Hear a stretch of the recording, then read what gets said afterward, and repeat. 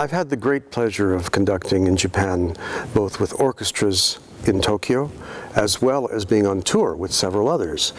But when we went 2 years ago with Orchestre National de Lyon, this was a very special occasion. We were bringing to the Japanese incredible French repertoire played by an orchestra which is incomparable in this music. In particular, I think the orchestra will never forget a performance we gave of Berlioz' Symphonie Fantastique in Suntory Hall. When we came off the stage, we all knew that something special had happened, something beyond the ordinary, something that you really always hope for, but very rarely achieve. We also had the presence of some distinguished Japanese soloists, and we had even special encores that the audience enjoyed, and I'm sure will again on this trip.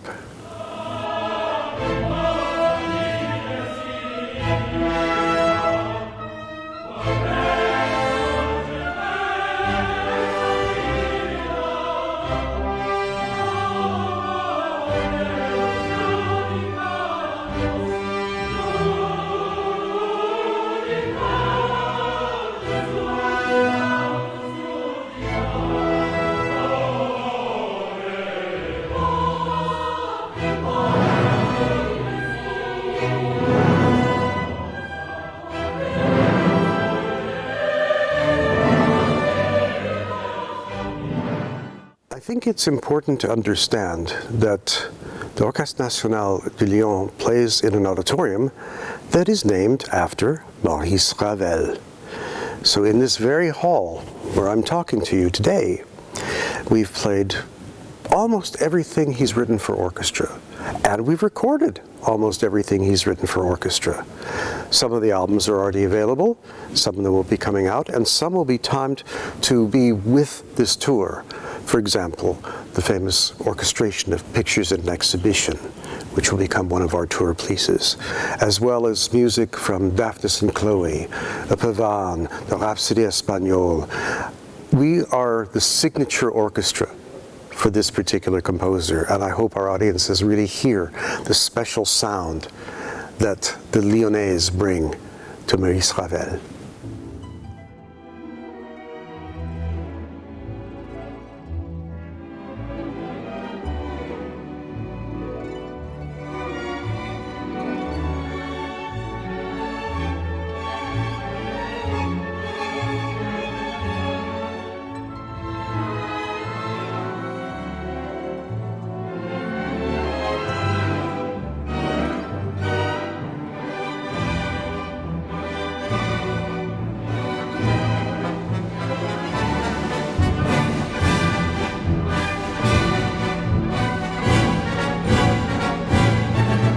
About 20 years ago, I started looking at the Mussorgsky Pictures in an Exhibition in a different way.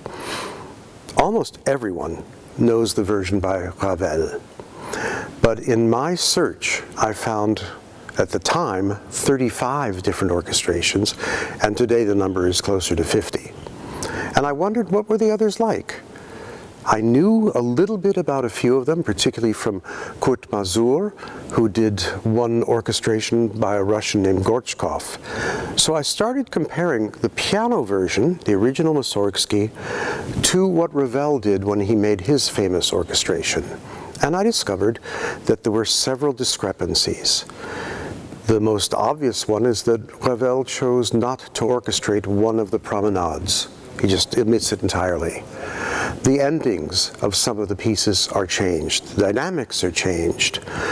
The meaning of the pieces seem to be quite different in Ravel's view. For example, the famous Biedlo, the ox cart.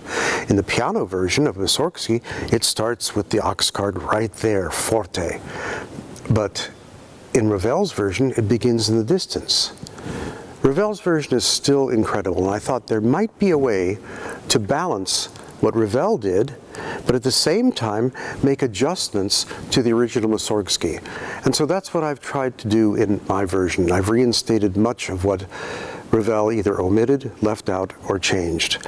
But still, the basic orchestration is by Ravel.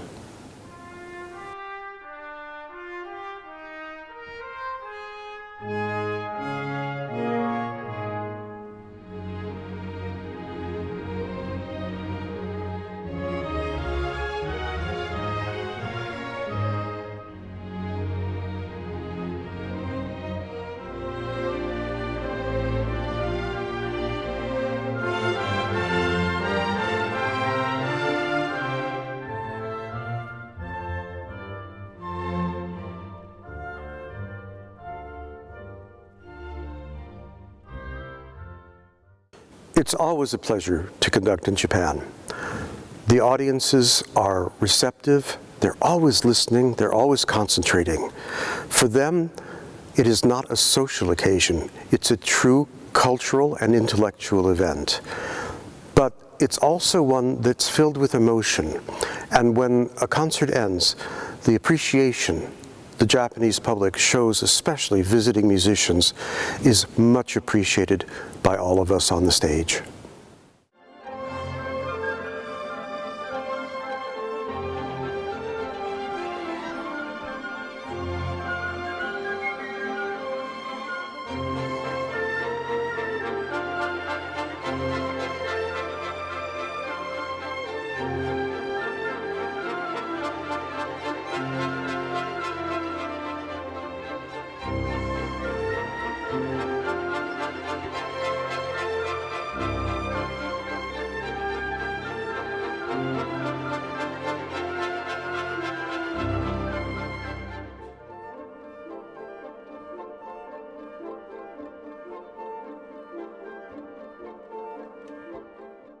I was very fortunate that one of my conducting teachers was a great Frenchman named Jean Morel, and he instilled in his students a pride and an understanding of the French repertoire and why the performers were different than, say, German, Russian, American.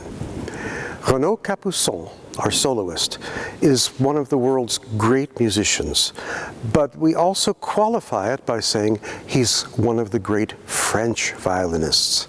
And that means his sound, the way he produces the music and the way he expresses it, has a different quality than, say, some of his contemporaries. He plays the music for its purity as well as for its dynamics and for its emotional depth. So when you hear Renaud play, there's this incredible bond with all the members of the orchestra. Everybody's listening to each other. He makes you want to play together as if it was one giant chamber music ensemble.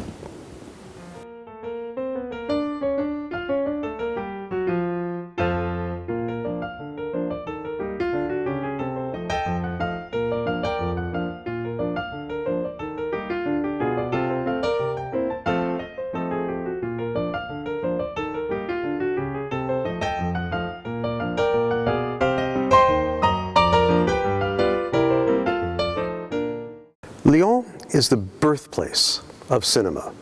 It all started here with the Lumière brothers. If there was any orchestra that should be playing music with motion pictures, it is Orchestre National du Lyon. The history, the directors, the actors, none of it that we have today would have been possible with what started here more than 100 years ago.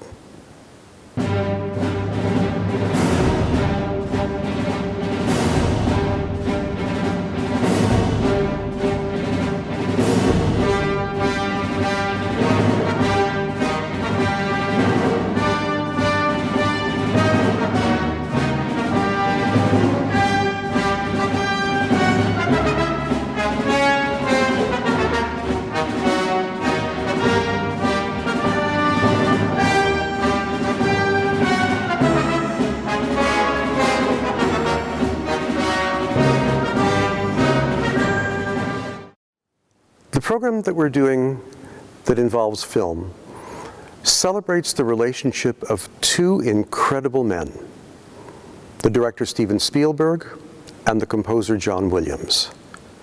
Together, they have produced 23 films so far. Those films are legendary around the world. They range from Jaws, in which my mother played the score, to, of course, Raiders of the Lost Ark, Schindler's List, and really you could say they're all masterpieces. But these two people, these collaborators, produced something that is memorable and will be remembered long after we are all gone.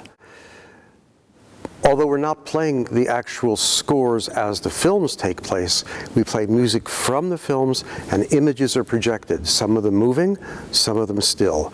But you get a good portrait of the wide variety that these two artists have produced.